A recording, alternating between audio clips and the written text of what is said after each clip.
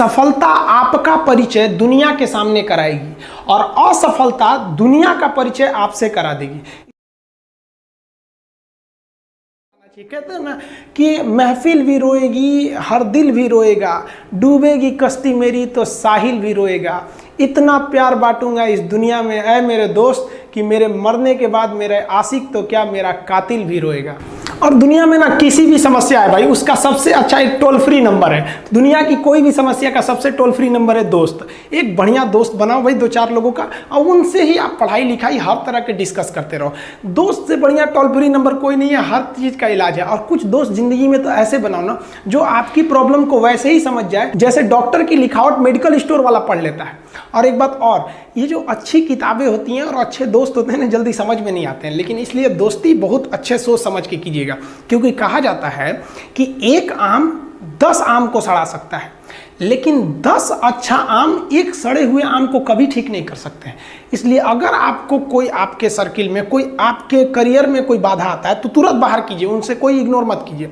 जिंदगी जो है ना वो एक एग्जाम की तरह है, और इस एग्जाम में ना ज़्यादातर लोग फेल हो जा रहे हैं। क्यों फेल हो रहे हैं? क्योंकि वो एक दूसरे का नकल कर रहे हैं और उनको पता ही नहीं है कि सबका क्वेश्चन पेपर अलग है, इसीलिए फेल हो रहे हैं। तो जिंदगी में सबकी समस्याएं अलग होती हैं। आप दूसरे की समस्या से केवल साहस ले सकते हैं, उसका तरीका नहीं अपना सकते। हिम्मत बनाए रखिए कि नहीं, हमें भी इस सफलता को पाना है। और ये जिंदगी जो है ना एक अजीब सी रेस है यार, समझ में नहीं आता है। अगर तेज भागिएगा तो आपके अपने पीछे छूट जाएंगे, और धीमे दौड़िएगा तो आपके अपने ही आपको पीछे छोड़ के चले जाएंगे। इसलिए जिंदगी की रफ्तार इतनी बनाए रखो यार कि भले दुश्मन आगे निकल जाए लेकिन एक दोस्त पीछे नहीं छूटना चाहिए। अपने ज़िंदगी में हौसला बना के रखिए। पतंग को पता होता है कि उसका अंत एक कचड़े में जाकर होगा, लेकिन उससे पहले उसे आसमान छूकर दिखाना होता है। पहाड़ों को चीरते हुए जब नदी निकलती है ना तो कभी नहीं पूछती है कि समुंदर अभी कितना दूर है, और नदी में गिरने से तो कभी किसी की मौत नहीं होती है। मरता तो वही है जिसे तैरना नहीं आता है। तो हम सब परिस्थितियों के आगे हार जाते हैं, हम हार जाते हैं। परिस्थितियां सबके सामने होती है, जो डट के रहा उसे मंजिल मिली, और जो नहीं डटा वो हार के चला गया। जब हमारे पास परिस्थितियां आती हैं, हम घिर जाते हैं चारों ओर से, तो हम परिस्थितियों को दोष देने लगते हैं, न कि उस परिस्थितियों से निकलते हैं। कोई मस्जिद जाता है, कोई मंदिर जाता है, कभी सोचा है भगवान को कितना बुरा लगता होगा? सोचते होंगे कि बंदा केवल हमसे मांगने ही आता है, यार कभी मिलने भी आया करो। हमको तो लगता है किसी दिन भगवान निकल के बोलेंगे कि यार केवल तुम लोग हमसे मांगने ही आते हो, कभी मिलने भी आया करो। तो भगवान से या अल्लाह से सबसे एक दुआ मांगिए कि आप हमको मुसीबत देना है, आप दीजिए। आप जिस तरह से हमें खुशी देते हैं उसी तरह से हम आपके दिए गए दुखों को भी अपनाएंगे, लेकिन हाँ, उस दुख से लड़ने की हिम्मत भी जरूर दीजिएगा। और सबको अपने अपने कर्मों का पता होता है, यूं ही गंगा किनारे इतनी भीड़ नहीं लगी रहती।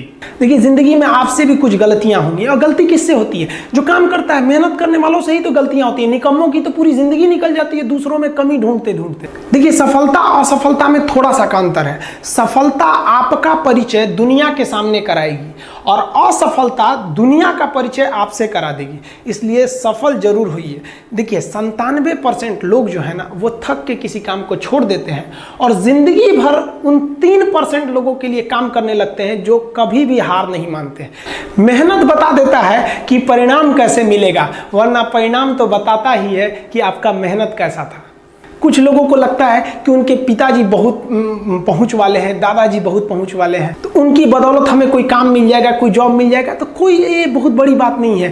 पहचान से मिला काम बहुत देर तक नहीं रहती है, लेकिन काम से मिलने वाली पहचान आजीवन रहती है। हम स्टूडेंट्स को कहना चाहेंगे, आजकल स्टूडेंट्स को पता नहीं क्या हो गया है ना, सोच रहा वो लड़की के पीछे पगलाया है, कहता है कि लव हो गया। भाई दुनिया में लव नहीं होता है किसी से, ये एक अट्रैक्शन है सबको। मान लीजिए मेल है तो उसे फीमेल से होगा, फीमेल से है तो उसे मेल से होगा। तो कोई कैसे कहेगा कि हम तुम्हारी ओर अट्रैक्ट हो रहे हैं? तो उसको छुपाने के लिए कहता है हमको लव हो गया। भैया लव अब नहीं हो गया। अगर आपसे कोई कहता है ना कि आपको वो आपसे ट्रू लव करता है तो उससे कहिएगा कि हमको अभी मेरा किडनी खराब हो गया, 1 लाख रुपए की ज़रूरत है, नहीं देगा। लेकिन आप अपने माता पिता से कहिएगा कि हमको 1 लाख की ज़रूरत है, और रियल में भी अगर हो जाएगा तो वो अपना शरीर बेच देंगे आपके लिए, लेकिन वो नहीं बेचेंगे। ये होता है लव। लेकिन लोग अट्रैक्शन को लव कहते हैं, उसके लिए पूरी ज़िंदगी बर्बाद कर देते हैं। ये सब बाबू गलत चीज़ है। जो आप अपना देखिए, आप अपना करियर छोड़ के अगर इस सब चीज़ में जाइएगा तो पूरी लाइफ बर्बाद हो जाएगी। आप जो रिश्ता खोजते हैं अपना कॉलेज में, कोचिंग में, ये सब परमानेंट रिश्ते नहीं हो सकते हैं। हाँ, अगर आप गर्लफ्रेंड से शादी करेंगे तो ये आपके लिए बेस्ट लड़की होगी, लेकिन माँ बाप जो ढूंढ के लाएंगे, जो भगवान आपके लिए बनाया है, वो लड़की आपके लिए यूनिक होगी। If you will best you will number 1 and if you will unique you will only 1। तो याद रखिएगा, जो भगवान आपको बना के जोड़ता है ना, वो रिश्ता सबसे अच्छा होता है। अपने माँ बाप को देखिए ना, क्या झगड़े नहीं हुए, लेकिन आज भी वो लोग एक साथ रहते हैं। लेकिन फिर भी आप देखिए आजकल के जो वेस्टर्न कल्चर आ गया है, क्या वेस्टर्न कल्चर हो गया है, समझ में नहीं आता है। प्यार और छुहाड़ा, इसकी ज़िंदगी ना 1 साल होती है, 1 साल में ही खराब हो जाता है। ये वेस्टर्न कल्चर है, हमारी भारत की संस्कृति नहीं है। हम गर्व करते हैं, हमें अहंकार है, हमें गुरूर है अपने भारत की संस्कृति पर, जहाँ एक छोटी सी बच्ची भी गुड़िया खरीदती है ना तो उसके लिए दुपट्टा खरीदती है। और यार अगर आपको दिल लगाना ही है तो किताबों से लगाओ ना यार, बेवफा भी निकलेगी तो मुकद्दर बना के जाएगी। दिन ना सबके लिए 24 घंटा का होता है, ऐसा नहीं है कि आपको अलग से वक्त मिलेगा, लेकिन इसी 24 घंटे में किसी को प्यार करके पति बनने का शौक है तो किसी को मेहनत करके करोड़पति बनने का शौक है। तो आप डिसाइड करिए आपको क्या बनना है, क्योंकि बरसों बाद जब लोग ये मिलेंगे ना आपसे तो ये नहीं पूछेंगे कि कितनी गर्लफ्रेंड है, लोग पूछेंगे कमाता कितना है, हैसियत कितनी है तुम्हारी। ये दुनिया का उसूल है कि लोग कभी भी आपसे खैरियत नहीं, आपकी हैसियत पूछते हैं। लोग एक दूसरे से वादा करते हैं कि तुम्हारा जिंदगी भर साथ निभाएंगे, कोई किसी का साथ नहीं निभाता है। लोग अर्थी और जनाजा भी ले जाते हैं ना 2 कदम, तो कंधे बदल बदल के ले जाते हैं, जबकि पता है कि आखिरी मुलाकात है। और लोग यहाँ कंधा बदल बदल के ले जा रहे हैं और लोग वादे कर रहे हैं कि जिंदगी भर साथ निभाएंगे, कोई साथ नहीं निभाता है। हम आप सब लड़का लड़की से कहना चाहेंगे कि अभी वक्त है, अभी सर झुका के पढ़ लीजिए। वादा है आपसे कि जिला में सबसे ऊंचा सर आपका होगा, लेकिन अगर अभी आप सोचिएगा आराम करने के लिए, पूरी जिंदगी आपको तकलीफ उठानी पड़ेगी। अगर आज आप किताबों के दीवाने हो गए ना तो कल दुनिया आपकी दीवानी हो जाएगी। किसी ड्रीम गर्ल के लिए ना अपने माँ बाप के ड्रीम को कभी नहीं छोड़ना चाहिए। आप लोग जो सोचते हैं ना इधर उधर, वो खुशी तो आप लोगों ने कभी देखा ही नहीं। कोई स्टूडेंट अभी तक खुशी नहीं देखा। हम आपको व्यक्तिगत बताते हैं। देखिए खुशी कब मिलेगी आपको, जिस दिन आपको जॉब मिलेगा ना, और जो पहली सैलरी मिलेगी वो भी नहीं खुशी है। जब आप अपनी पहली सैलरी ले जाके अपनी माँ के हाथों में देंगे ना तो आपकी आंखों में आंसू होगा। आप याद करेंगे कि जिस माँ की उंगलियों को पकड़कर हमने चलना सीखा, आज उसको हमने अपनी पहली कमाई दिया है। और जब कमाने लगेंगे ना तब समझ में आएगा कि लाखों रुपए की अहमियत कुछ नहीं है, वो 1 रुपए के आगे जब माँ स्कूल जाते वक्त दिया करती थी। और गौर से देखा करो अपने माँ बाप के आंखों में, ये वो आईने होते हैं जिसमें बच्चे कभी बूढ़े नहीं होते।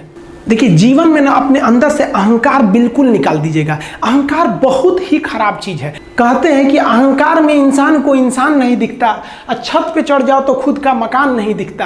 अहंकार नहीं करना चाहिए। छत को बहुत गुरूर था छत होने का, 1 मंजिल और बनी और छत फर्श हो गया।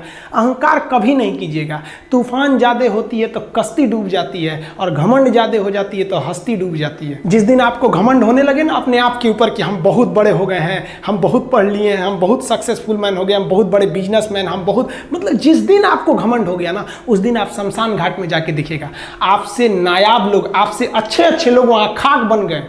दुनिया में ना किसी से जलन नहीं रखनी चाहिए। देखिए माचिस जो होता है ना दूसरे को जला देता है, लेकिन कभी माचिस को देखें वो खुद को भी जला लेता है। अतः अगर आप दूसरे की बुराई करेंगे, दूसरे के पीछे रहेंगे ना तो इसमें आपका लॉस होगा। और अगर आपकी कोई बुराई कर रहा है ना तो आपको खुश होना चाहिए कि आप आगे बढ़ रहे हैं। बुराई उसी का लोग करते हैं जो आगे बढ़ रहा होता है, जो पहले गिरा हुआ है उसकी लोग क्या बुराई करेंगे। और जब भी आपकी कोई बुराई करे तो आप उसे सहज स्वीकार करें, और आप उसे प्रूव मत कीजिए कि हम ये नहीं हैं। हम लोग गलती क्या करते हैं स्टूडेंट लोग कि प्रूव करने लगते हैं। नहीं, आपको अपने आप को इंप्रूव करना है। अगर कोई गलती हो गई है, आपको कोई बुराई कर रहा है तो आप उसको सहज स्वीकार कीजिए। जिस दिन आपके अंदर अपनी बुराई सुनने की क्षमता आ गई, यकीन मानिए आप सफलता के दहलीज पे अपनी पहली कदम रख दिए उसी दिन। लोहा जो होता है ना उसे कोई नहीं तोड़ सकता है, लेकिन उसी लोहे के अंदर का जो जंग लग जाता है ना, धीरे धीरे दीमक की तरह उस लोहे को खदड़ते जाता है। इसलिए अपने अंदर अहंकार को मत लाने दीजिएगा। लोग कहते हैं ना कि अहंकार बुरा है। जीवन में हम जो अनुभव किए हैं, अहंकार से भी खराब चीज होता है गुस्सा।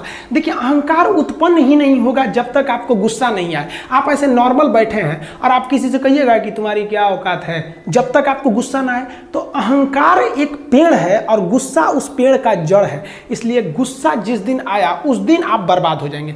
किसी भी व्यक्ति को बर्बाद कराने के लिए सबसे जरूरी है गुस्सा दिलाना। आपको पता है लोहार जो होता है, लोहार वो जानता है कि लोहे को हम ऐसे नहीं मोड़ सकते हैं, बहुत ही शक्तिशाली है, इसलिए लोहार ना इस लोहे को ना आग में डाल के इसे गुस्सा दिलाता है।